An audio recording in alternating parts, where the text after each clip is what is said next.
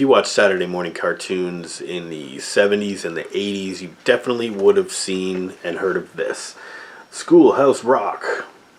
Now you know Schoolhouse Rock, right? It's like the educational sort of little cartoon song things that they would kind of put between episodes of, I don't know, Scooby-Doo and the Smurfs or whatever. You know, they're usually short little songs, like 2-minute songs or something like that. And they're going to teach you a little something. If it's not about math or if it's not about, grammar or that sort of thing, it's about history. Now, a lot of this is American history, of course. There isn't really any world history in here. It's just patriotic American stuff. Now, I'm a Canadian, and I grew up in Canada, of course. I used to see this on Saturday morning TV all the time because we got American TV stations. So I didn't learn the history of George Washington cutting down the cherry tree or whatever in Canada, not in my school. Yeah, so some of the American history stuff came off as a little weird. And I was always kind of under the impression that, well, Canadian history just wasn't as exciting as American history because look at all this cool stuff. They've got cartoons about it and songs and everything, and we got old Canada. Now, of course, Schoolhouse Rock, you're going to think of songs like I'm just a Bill, just a lonely old Bill, I'm sitting here on Capitol Hill. Yeah, you're going to remember that one. Then you've got Conjunction Junction, what's your function? I don't know if I could play. I can't play you any of these songs for copyright reasons, but I can show you all the images, and you're gonna have to listen to me spout out some of the lyrics. One really good one is 3 is a magic number, and it's a song that I think this is one of the first ones actually. It's a song that teaches you about multiplying by 3, or how a lot of things are divisible by 3. And how 3 is a trinity. It's a magic number, right? So it teaches you about the number 3.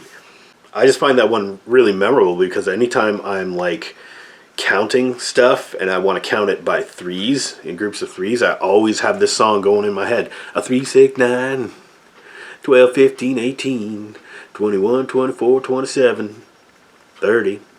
The animation is kind of reminiscent of something like, Peanuts or Dennis the Menace, level of like cartoon strip. And it gets the point across, and what really shines in here are the songs themselves. One of my absolute favorite songs on this tape, Rufus Xavier Sarsaparilla. Musically, this is the best song from Schoolhouse Rock. And it's sung by a guy called Jack Sheldon. He's also the guy that does The Bill, and also the conductor in Conjunction Junction. So he's the most memorable voice of any of them. Well, I got a friend named Rufus Xavier Sarsaparilla, and the whole song is about pronouns. And it's just a goofy little cartoon and a goofy little song, but it's super catchy and positive and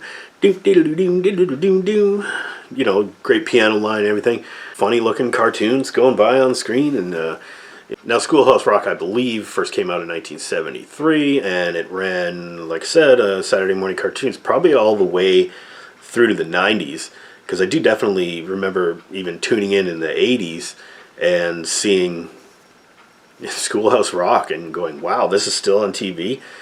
So yeah, it came out in the 70s. I believe one of the main creators on here was Bob Dura, however you say his name, trying to get a message across and like trying to teach kids some stuff, and at the meantime making some cool songs or catchy songs. And I think that's a really good thing to help people remember rules of grammar and rules of multiplication, and for whatever reason they need to remember stuff about Paul Revere. But yeah, through repetition and music and make a song out of it, you always have songs stuck in your head. Music is something that it's a great memory builder. I find it easier to remember the lyrics of a song than to remember something I read in a book. So yeah, they were definitely coming from the right place when they made this. I just noticed on here, this is a special 30th anniversary edition, Disney Presents. And Disney, I guess, had all the rights and owned Schoolhouse Rock. I mean, it was inevitable anyway, right? There's some other notable songs in here. I can't possibly list them all. There's like dozens of them. One called Elbow Room. It's all about American colonization of the West. I believe they even used the term manifest destiny in here, and it's like a major theme of the song. It's like, oh, we all need room, we all need our space, and let's go. There's all this big, empty, fresh land out there in Western North America. Let's go take it, because we're American. It's manifest destiny. You can't stop it. But yeah, it kind of glosses over some conflicts and, dare I say, massacres. I notice they don't use the word genocide. But okay, that dark little nugget there actually has a really catchy song. It sticks with me, in an ironic sense. Anytime I think of America, I think of that. Of course, there's other ones about like the Revolutionary War. I don't think there's really much about the U.S. Civil War in there. I think that'd probably be in pretty poor taste, like some of the others are. Just goes to show you how Schoolhouse Rock itself is kind of like a slice of history.